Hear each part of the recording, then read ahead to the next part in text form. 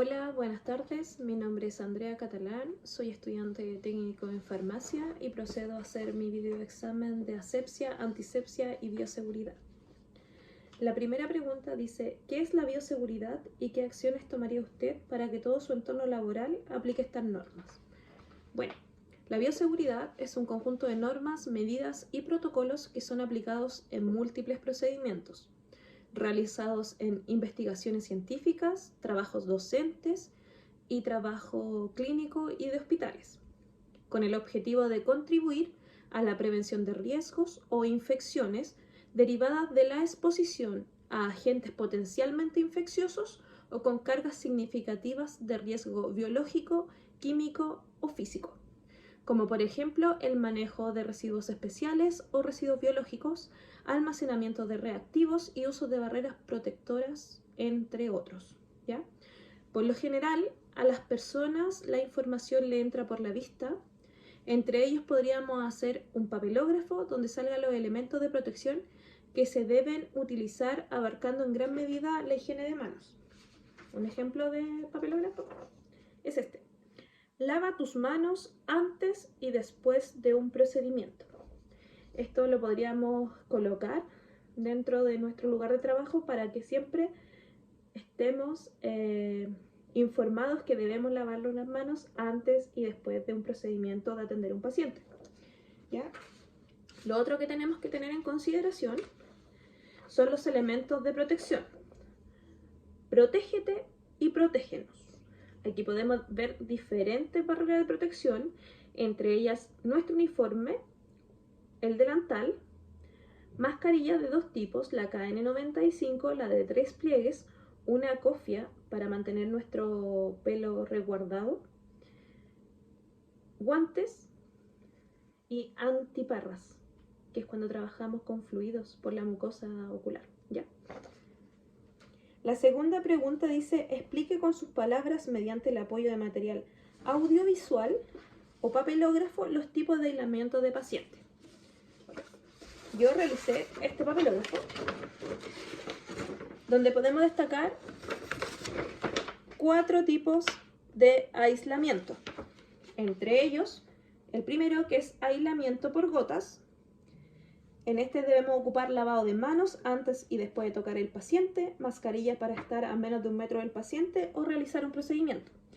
Esta transmisión ocurre cuando partículas de mayores a 5 micras, gotitas visibles, generadas al hablar, toser o estornudar, que quedan suspendidas en el aire hasta 1 metro de distancia. Adicionalmente, en estos tipos de aislamiento se especializan las enfermedades como el gripe, el SARS-CoV-2 o la escarlatina, ¿ya? El segundo tipo es del tipo de aislamiento aéreo. Para esto necesitamos un cuarto aislado con presión negativa de aire, puerta cerrada, estricto lavado de manos al estar con el paciente o con sus fluidos.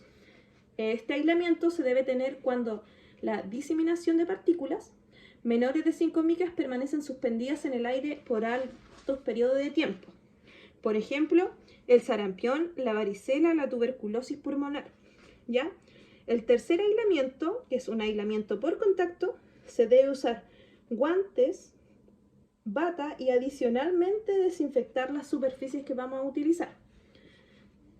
Este se utiliza cuando existen sospechas de una enfermedad transmisible por contacto directo a través de secreciones o exudados con el paciente o con elementos de su ambiente, para aquella patología tales como rotavirus, hepatitis A, bacterias, varicelas, herpes simples y pediculosis, ¿ya? La cuarta, que dice aislamiento inverso, en esta tenemos que tener un mayor cuidado. Se ocupa el lavado de manos antes y después de tocar al paciente, mascarilla de uso obligatorio antes de ingresar a la habitación, estricto uso de bata al estar en contacto con el paciente. Este tipo de aislamiento se aplica en pacientes inmunosupresivos con el fin de protegerlos y de adquirir infecciones transmitidas por el personal de salud, familiares o visitas que ellos tengan. Además, se pueden ocupar en otras patologías como quemaduras graves, trasplantados, leucemias y tratamiento antineoplástico, ¿ya? La tercera pregunta dice, explique las formas de descontaminación de desechos biológicos. Antes de eliminar los desechos biológicos de origen clínico, ambiental o de laboratorio, estos deben ser inactivados o descontaminados por método de autoclave, desinfección química o incineración. La descontaminación es uno de los principios fundamentales de la bioseguridad y esto se refiere a la esterilización o destrucción completa de todos los microorganismos, incluyendo las esporas bacterianas. Todas las materias deben ser descontaminadas antes de ser eliminadas. Esto en unos contenedores, que es aquel receptáculo capaz de contener los residuos, constituir una barrera para el ambiente y el operador y que permite diferenciar el proceso de eliminación final. Que tengan muy buenas tardes y este fue mi video examen.